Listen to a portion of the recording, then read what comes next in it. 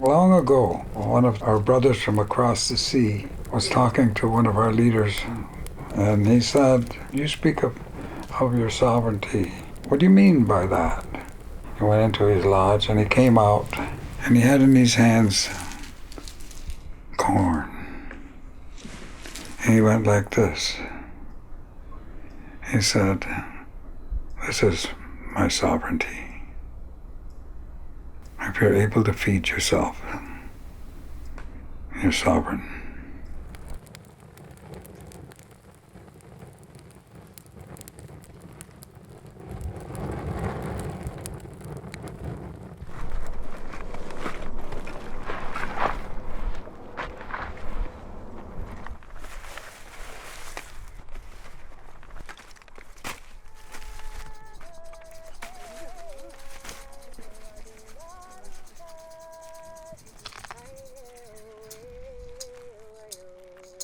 We work the whole circle of food sovereignty. We plant the food and we talk to the plant. When we harvest, we start out with our elders list. That's our first priority, to make sure they have healthy food. And then we go through the rest of the community. Everybody's children are all of our children, and everybody's elders, that's all of our elders.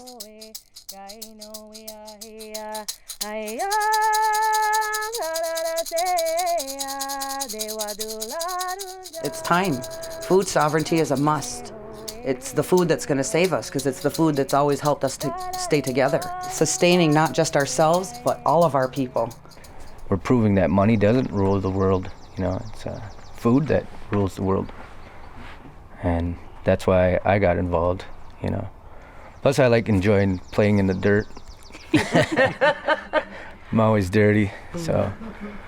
My dad has type 2 diabetes, which is, it's easier to control with food, but he still loves potatoes and starchy stuff, so it's hard to get him to like foods other than traditional foods. We had to go back to our traditional foods because we weren't healthy without them. Our spirit wasn't healthy, our bodies aren't healthy, and we have to plant more. We have to get ready for these changes that are coming. With climate change, and I heard a better term, climate chaos, because everyone's having a really hard time predicting what the season's going to be like, right? And if you have these land races that have made those adjustments over the millennia, that memory, I'll say, in them to make those adjustments. You'll hear other, maybe commercial farmers talk about yield in a field, bushels per acre, right? And they say, well, this hybrid or whatever it may be will produce X amount of bushels per acre. But they're nutritionally deficient. And so I don't think anyone has yet looked at these corns especially and figured out how much nutrition per acre. There has to be a way that we could get these fields, especially the cornfields, designated as sacred sites. If our fields somehow do get assaulted by a GMO or something, we'd have more of a protection as a sacred site.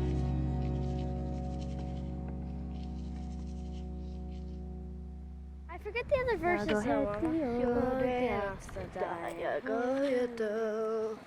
It's a very potent form of activism and prayer when we put seeds into the ground.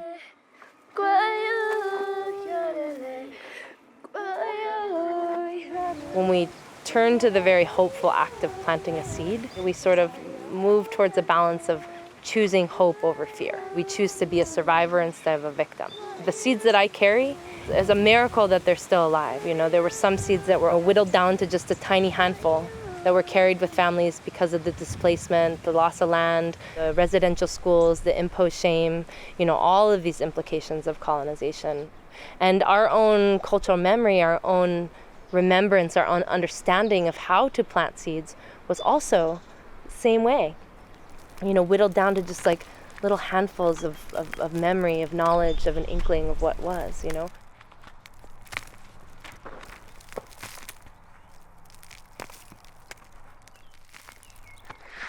They say that a lot of the families used to come together and plant, and it was a collective effort, and they would all help one another. So families from different clans would all come and gather on certain times and plant.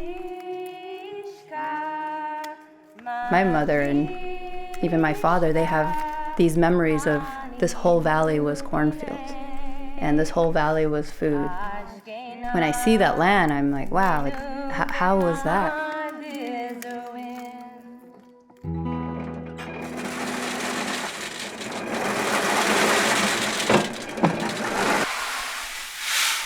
The seed bank is a living thing. It's not a vault to store things and leave it there and say, well, 20 years from now, people in the future, they'll have seed.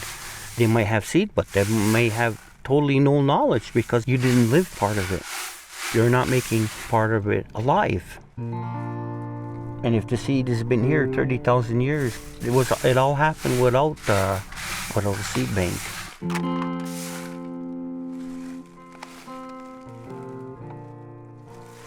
It will carry on if we keep the seed trade going, keeping all our strains alive.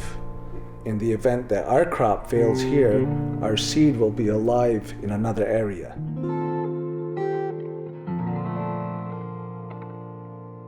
A seed bank within ourselves. We are the seed banks. Corn, the seed, needs that care just like a child, an infant. Needs that care to be able to grow strong and healthy, and that it becomes something that's gonna nurture us.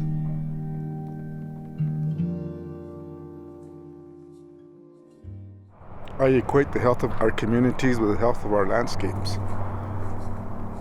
Every time we have a precip action, we have whole hillsides, just eroding away. And you look at the health of our communities, we have lots of diabetics, lots of different types of illnesses. And so I say that we bring our people out here and start healing our landscape, and at the same time we start healing ourselves. We're talking about corn, we get up and we're using the corn to pray.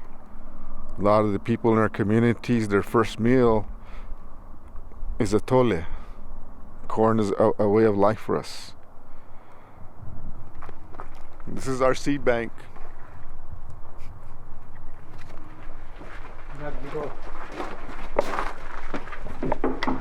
It's a customary thing to come in and knock at the door and whatever spirits are around, greet them that way.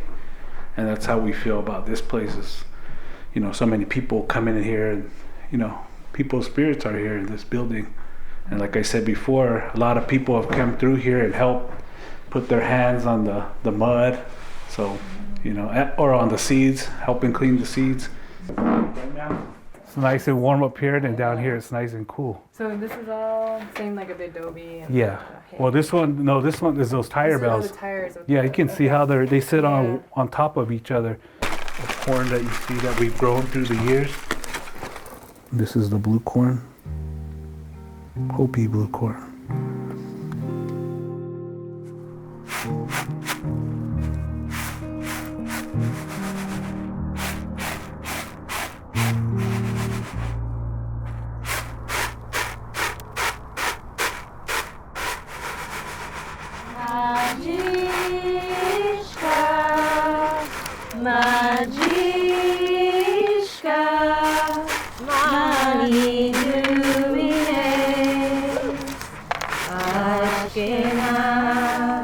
Minu